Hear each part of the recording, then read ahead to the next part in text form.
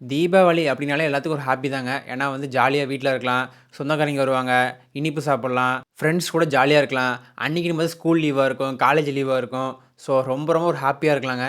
புதுசா மேரேஜ் ஆனவங்களுக்கு வந்து தல தீபாவளிங்க இது. வருடம் வருடம் இதுதான் தீபாவளியா நம்ம கொண்டாடிட்டு இருக்கிறோம். ஸோ இதோட வரலாறு உங்களுக்கு தெரியுமா? நாம வந்து கான்செப்ட்ல உள்ள போயிருவோம். தீபாவளிங்கிறது கிபி 1000 வருஷத்துக்கு முன்னாடியே இந்தியாவுல வந்து கொண்டாடப்பட்ட ஒரு பண்டிகைங்க. அதாவதுங்க இந்து புராணத்தில வந்து என்ன குறிப்பிடப்படுது அப்படின்னு பார்த்தோம்னா, ராமர் வந்து 14 ஆண்டு வனவாசம் சென்று தன்னுடைய நாட்டிற்கு வந்து திரும்பும் பொழுது, அந்நாட்டு மக்கள் இருக்காங்க பார்த்தீங்களா, அவைங்க வந்து அவரை வந்து சிரித்த முகத்துடன் வரவேற்று, தீபத்தை ஏற்றி மக்கள் வந்து ராமனை வந்து வரவேற்றனர். ஸோ அந்த நாளே தீபாவளி என்று வடநாட்டில் சிறப்பாக கொண்டாடப்படுகிறதுங்க. நம்ம தமிழ்நாட்டில பார்த்தோம்னா, நம்ம சக்தி இருக்காங்க பார்த்தீங்களா, கடவுள்.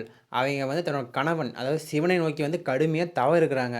எதுக்கு இருக்காங்கன்னா, சிவனின் பாதியாக இணைய வேண்டும் அப்படின்னு சொல்லிட்டு, பார்வதி தேவி வந்து கடுமையா தவம் இருக்கிறாங்க.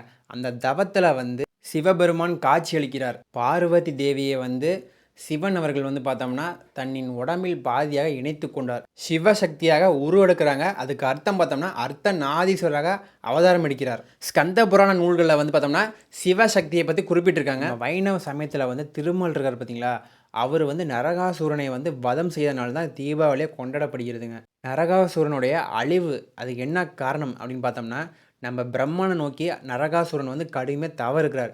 அந்த தவத்தில மயங்கி நம்ம பிரம்ம தேவர் வந்து காட்சி அளிக்கிறார்.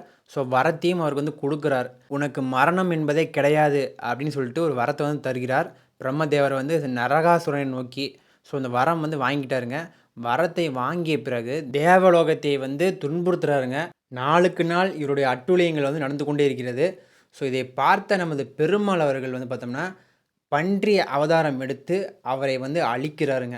நரகாசுரன் வந்து வதம் செய்யப்படுகிறார். அந்த நாள் தான் தீபாவளி பண்டிகையாக இன்று வரையிலும் கொண்டாடப்படுகிறது என்பது சமஸ்கிருத நூலில் இருக்கக்கூடிய ஒரு பதிவுங்க. பௌத்த சமயத்திலும் தீபாவளி பண்டிகை வந்து கொண்டாடப்படுகிறதுங்க. இந்த சமயத்தை வந்து தோற்றுவித்தவர் யாருன்னு பார்த்தோம்னா நம்ம புத்தருங்க. சமண சமயத்திலும் தீபாவளி பண்டிகை கொண்டாடப்படுகிறதுங்க. எவ்வளோ ஒரு ஆச்சரியமா இருக்குது பார்த்தீங்களா? ஹிந்து, பௌத்தம், சமயம், சீக்கியம் சொல்லிட்டு பல உலக நாடுகளிலும் தீபாவளி பண்டிகை கொண்டாடப்படுகிறதுங்க. நம்ம இந்தியாவாக இருக்கட்டும், இலங்கையாக இருக்கட்டும், மியான்மராக இருக்கட்டும், நேபாளாக இருக்கட்டும், மலேசியாவாக இருக்கட்டும், சிங்கப்பூராக இருக்கட்டும், எல்லா நாடுகளிலும் தீபாவளி பண்டிகை வந்து வெகு விமர்சையாக கொண்டாடப்படுகிறதுங்க. நம்ம சீக்கியத்தில் பார்த்தோம்னா பொற்கோவில் தோற்றுவிக்கப்பட்ட நாள் தான் தீபாவளி பண்டிகை இன்று வரையிலும் கொண்டாடப்படுகிறதுங்க.